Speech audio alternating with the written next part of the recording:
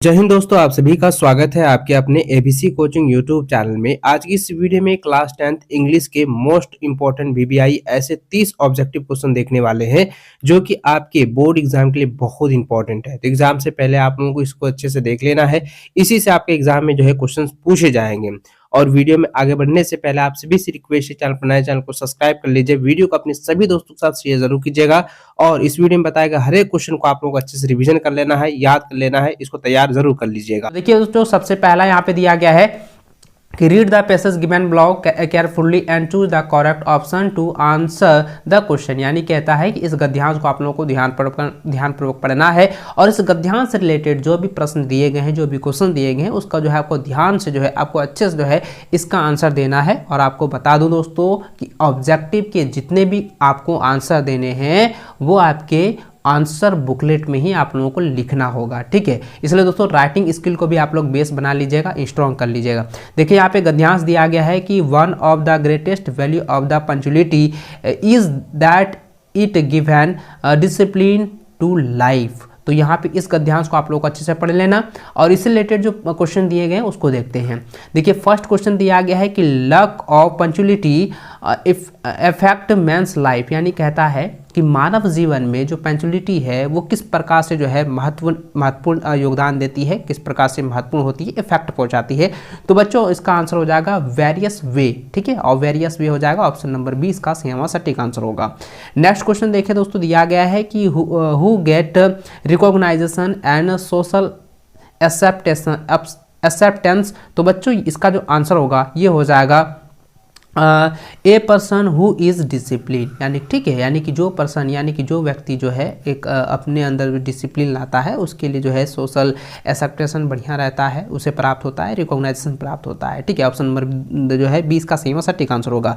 अगला सवाल दोस्तों दिया गया है कि एडवांटेज ऑफ पंक्चुअलिटीज इज। तो बच्चों इसका आंसर क्या हो जाएगा, ये जो है यानी कि हमारे पंक्चुअलिटीज जो है ये किस प्रकार से एडवांटेज होता है। तो इसका आंसर जाएगा इट मेक लाइफ डिसिप्लिन। यानी कि वो कहता है यानी कि लाइफ जो है वो जो है क्या होता है, डिसिप्लिन यानी कि अनुशासन पूर्ण जो है बना देता है। ऑप्शन नंबर जो है एज का सही सटीक आंसर होगा। चलिए नेक्स्ट क्वेश्चन की ओर चलते हैं। नेक्स्ट क्वेश्चन फोर्थ नंबर दिया गया है कि one word of take it is a attitude is. तो इसका आंसर क्या हो जाएगा, ये हो जाएगा लेज। ऑप्शन नंबर 20 का सही आंसर होगा।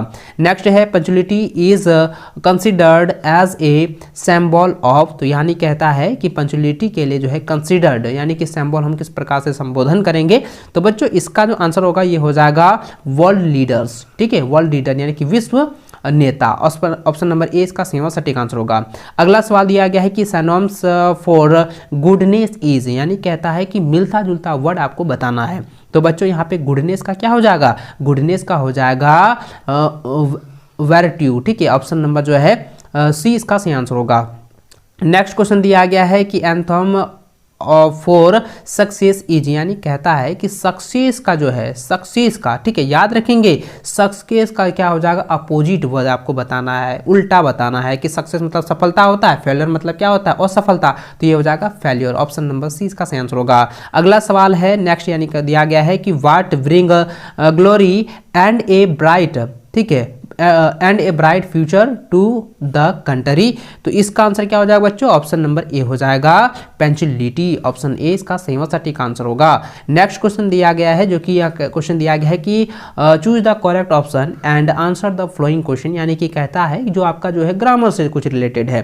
तो दोस्तों 9th नंबर क्वेश्चन दिया गया है कि the indirect speech of he said to me I am writing a letter. तो दोस्तों मैंने पहले भी कहा था कि ग्रामर से रिलेटेड अगर नरेशन दे आ रहा है, इनडायरेक्ट स्पीच या डायरेक्ट स्पीच दिया आ रहा है, तो आपको जो है ना फॉर्मूला से रिलेटेड आपको समझना है कि वो किस सेंटेंस को जो है किस वर्ब के अनुरूप दिया गया है, किस टेंस के अनुरूप दिया गया है, ठीक है। तो दोस्तों यहाँ पे दिया गया है सैड टू मी, यानी कि ये क्या है, पास्ट टेंस है। और I am writing a letter, यानी कि मैं एक पत्र लिख रहा हूँ। तो ये क्या है, यहाँ पे जो है प्रेजेंट कंटिन्यूअस टेंस है। तो यहाँ पे क्या है, पास्ट है और ये प्रेजेंट है। तो इसके अनुरूप हम बनाएंगे ना, तो इसका आंसर क्या हो जाएगा, यहाँ पे क्वेश्चन दिया है ही सैड टू मी, यानी कि वह मुझसे कहता है कि मैं एक पत्र लिख रहा हूं। तो यहाँ पे मैं एक पत्र लिख रहा हूं, तो सबसे पहले हम लिखेंगे वह मुझसे कहता है, वह मुझसे कहता है कि, तो यहाँ पे की लगाएंगे। तो बच्चों इसका आंसर क्या हो जाएगा, ही टोल्ड मी, वह उसने उसे वह जो है मुझसे कहा, वह मुझसे कहा दैट कि ही वाज राइटिंग लेटर, वह एक पत्र लिख रहा था। ऑप्शन नंबर जो है 20 का सही आंसर होगा, सटीक आंसर होगा। नेक्स्ट क्वेश्चन दिया गया है कि the indirect speech of the teacher said the sun rises in the east, यानी कहता है कि पूरब से जो है सूर्य उगता है, ठीक है, उदय होता है आप कह सकते हैं। तो बच्चों ये जो है इनडायरेक्ट स्पीच है, तो इसको भी हम देखेंगे। तो इसका आंसर हो जाएगा the teacher said that the sun rises in the east. Option number क्या हो जाएगा, सी इसका सही व सटीक आंसर होगा। चलिए नेक्स्ट क्वेश्चन दिया गया है कि I dash football for 5 years, यानी कहता है कि मैं जो है फुटबॉल जो है 5 सालों से खेल रहा हूं। तो यहाँ पे जरा ध्यान दीजिएगा, 5 सालों से खेल रहा हूं, है ना। तो यहाँ पे खेल रहा हूं तो क्या हो जाएगा, मैं 5 सालों से खेल रहा हूं, तो ये जो है ये क्या हो जाएगा, कंटिन्यूस में हो जाएगा। तो यहाँ हो जाएगा I have been playing football for 5 years. Option 20 का सटीक आंसर होगा। नेक्स्ट क्वेश्चन है, कहता है कि डैश गॉड फुलफिल योर विशेष, यानी कहता है कि आप भगवान जो है आपकी विशेष को जो है पूरा करेंगे। तो भगवान, तो यहाँ पे भगवान जो है, तो ये जो गॉड है ना, अब यहाँ पे क्लाउजेस भरना है, तो क्लाउजेस जो है यहाँ पे भरेंगे, तो यहाँ पे क्या हो जाएगा, मे गॉड, ठीक है, मे गॉड। तो यहाँ पे क्या हो जाएगा, मे होगा, यहाँ पे क्या होगा, मे हो जाएगा, may God fulfil your wishes. Next question दिया गया है दोस्तों 13 नंबर देखें, दिया गया है dash you land my your book, यानी ठीक है। तो यहाँ पे ऑप्शन नंबर क्या हो जाएगा, कुल्ड भराएगा, क्लाउजेज है तो यहाँ पे कुल्ड भराएगा, could you lend me your book, ठीक है। अगला सवाल है कि Manish is driving a car, यानी कि मनीष जो है वो कार को चला रहा है, इज एन एग्जाम्पल ऑफ, यानी कहता है कि यह जो टेंस है ना, ये जो वाक्य दिया गया है, यह वाक्य जो है किस टेंस से है। तो बच्चों यह जो है प्रेजेंट कंटिन्यूअस टेंस है, कहता है कि मनीष कार को चला रहा है, तो कार को चला रहा है तो किस टेंस में चला रहा है प्रेजेंट में आ गया, कंटिन्यूअस हो रहा है। तो ऑप्शन नंबर जो है ए इसका सटीक आंसर होगा, present continuous tense. Next question दिया है कि he dash the place a few months back, ठीक है। तो यहाँ पे क्या हो जाएगा, प्लेस क्या हो जाएगा, जगह का है, फ्यू ए मंथ बैक हो जाएगा, मैं इस जगह फिर आऊंगा, तो यहाँ पे आने का है, तो यहाँ पे ही दिया गया है ना, तो यहाँ पे क्या हो जाएगा, तो ही हो जाएगा he visited the place a few month back, ठीक है। तो यहाँ पे ऑप्शन नंबर सी इसका सटीक आंसर होगा। नेक्स्ट क्वेश्चन जो है 16 नंबर दिया गया है कि change into negative sentence he is poor, तो इसका नेगेटिव क्या बनाएंगे, तो बहुत आसान सवाल है, तो इसको बनाएंगे ही इज नॉट रिच, यानी कि वह क्या है, अमीर नहीं है, ठीक है, वह अमीर नहीं है, वह क्या है, गरीब है। तो यहाँ पे क्या हो जाएगा, he is not rich. Option A इसका सही व सटीक आंसर होगा, ठीक है। चलिए अगला सवाल, यानी कि नेक्स्ट क्वेश्चन जो पैसेज दिया गया है, आप देख सकते हैं कि एक पैसेज है और इस पैसेज को आप लोगों को अच्छे से पढ़ना है। तो इस देखिए पैसेज में दिया गया है कि he fail to muster of crowds to take that planks which appeared to him so desperate. तो ये इसका जो पैसेज दिया गया इसको आप लोग अच्छे से पढ़ेंगे। यहाँ पे देखिए आगे लिखा है कि his father and mother had come around calling to him slurry up burning him, उसके बाद लिखा है threatening to let him strap on his legs unless he flew away but for the life to him he could not move। इस प्रकार से ये जो है ये पैसेज दिया गया है। अब इस पैसेज से रिलेटेड जो प्रश्न है उसको देखते हैं। तो पहला प्रश्न जो क्वेश्चन दिया गया है 17 नंबर कहता है हु इज ही, यानी कि यह है वह कौन है, इन द फर्स्ट लाइन, यानी कहता है ये जो फर्स्ट लाइन है इसमें ही जो दिया गया है, ठीक है, ये जो ही दिया गया है यह कौन है। तो बच्चों इसका आंसर क्या हो जाएगा, यह जो है एक यंग सेंगुलस है, ठीक है, जो कि आपका किताब से दिया गया है। तो द फर्स्ट फ्लाइट जो पहला वाला है द फर्स्ट फ्लाइट उससे है, तो यहाँ पे हो जाएगा यंग सेंगुल, ठीक है। तो ऑप्शन नंबर जो है इसका सी जो है सटीक आंसर होगा। चलिए नेक्स्ट सवाल प्रश्न दिया गया है 18 नंबर कहता है कि this extract has been written by, यानी कहता है कि यह जो गद्यांश है इसके लेखक कौन है। ये जो गद्यांश जो फर्स्ट फ्लाइट है द फर्स्ट फ्लाइट जो है किसने लिखा है, तो इसका आंसर क्या हो जाएगा बच्चों, इसका आंसर हो जाएगा लिम्स ओ फैरिटी, ठीक है। ऑप्शन नंबर जो है डी इसका सही आंसर होगा। नेक्स्ट क्वेश्चन है कि what does the word threatening means here, यानी कहता है कि इसका मतलब क्या होता है, इसका सिमिलर आपको बताना है। ठीक है, तो यानी सिमिलर वर्ड आपको बताना है, तो बच्चों इसका क्या आंसर जाएगा, फ्रैटिंग। ठीक है, यहाँ पे क्या हो जाएगा, फ्रैटिंग हो जाएगा। ऑप्शन नंबर जो है सी इसका सही आंसर होगा। नेक्स्ट क्वेश्चन दिया गया है कि choose the correct option and the answer the flowing question, यानी कि इसमें जो है आपको चयन करना है।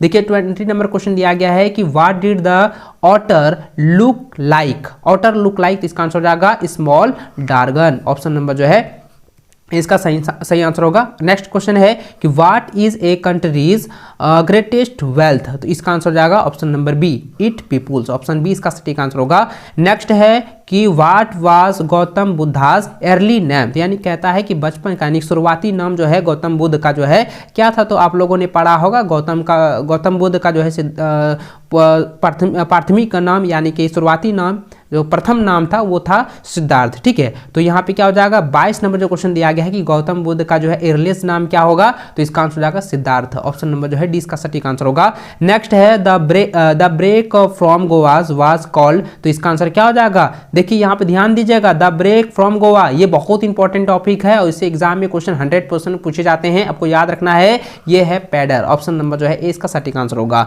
नेक्स्ट क्वेश्चन है कि what are the two negative cultures that Robert Ford used the carriers of positivities, तो बच्चों इसका आंसर जो होगा ऑप्शन नंबर जो है 20 का सटीक आंसर होगा हेमलॉक ट्री क्रॉव। ऑप्शन नंबर जो है 20 का सही व सटीक आंसर होगा। नेक्स्ट क्वेश्चन दिया गया है कि why should the tiger locking in Shadow, ठीक है, तो ऑप्शन नंबर जो है यहाँ पे जरा ध्यान दीजिएगा, साइडो में से जो है, ठीक है, वो जो है टाइगर जो है वो लर्किंग, ठीक है, आपको याद रखना है, तो इसका आंसर क्या हो जाएगा दोस्तों, ऑप्शन नंबर सी हो जाएगा टू कैच द डियर। ठीक है, to catch the deer, option number C इसका ठीक आंसर होगा। नेक्स्ट क्वेश्चन है कि what was horse allergic to, तो इसका आंसर हो जाएगा बच्चों, इसका आंसर हो जाएगा ऑप्शन नंबर 20 सही सटीक आंसर होगा स्मॉल ऑफ फ्लावर्स। ऑप्शन 20 का सटीक आंसर होगा। नेक्स्ट क्वेश्चन दिया गया है कि what did the doctor in the story, यानी कहता है कि डॉक्टर जो है इस कहानी में क्या करता है, ए टर्म्स ऑफ सर्जरी एडवाइस, ठीक है, यानी कि एक टर्म ऑफ सर्जरी में जो एडवाइस है वो डॉक्टर क्या देता है, तो यहाँ पे क्या करता है बच्चों, तो यहाँ पे डॉक्टर जो है क्या करता है, वो डॉक्टर जो है बच्चों ये करता है कि जो कट ऑफ फूड है वो भी देता है, ठीक है, गिव द मोर एक्सरसाइज के लिए, keep him on the very strict diet के लिए, यानी कि सभी चीज़ के लिए देता है, तो ऑप्शन नंबर जो है ये सलाह देता है, यानी कि ऑप्शन डी जो है इसका सही आंसर होगा। द ट्रम्प ऑफ सर्जरी में जो है डॉक्टर क्या सलाह देता है, ये सभी चीज़ें जो है सलाह देता है, ऑप्शन डी जो है इसका सटीक आंसर होगा। नेक्स्ट क्वेश्चन दिया गया है कि हु इज़ फ्लोवर, ठीक है, देखिए who is follower in the story of the midnight visitor, तो इसका आंसर हो जाएगा ऑप्शन नंबर डी हो जाएगा राइटर। ऑप्शन नंबर डी इसका सटीक आंसर होगा। नेक्स्ट क्वेश्चन है कि what type of man of Griffin, कहता है ग्रिफिन जो है किस प्रकार से व्यक्ति है, तो दोस्तों ग्रिफिन जो है लॉयल पर्सन भी है और ब्रिटिश साइंटिस्ट भी है, यानी कि ब्रिलियंट साइंटिस्ट भी है, तो इसलिए दोस्तों इसका आंसर क्या हो जाएगा, ए और बी दोनों हो जाएगा, जो कि आपके मॉडल से का जो आंसर है वो गलत है, ए और बी इसका दोनों सटीक आंसर होगा, ठीक है, ऑप्शन डी इसका राइट आंसर होगा, ए एंड बी दोनों।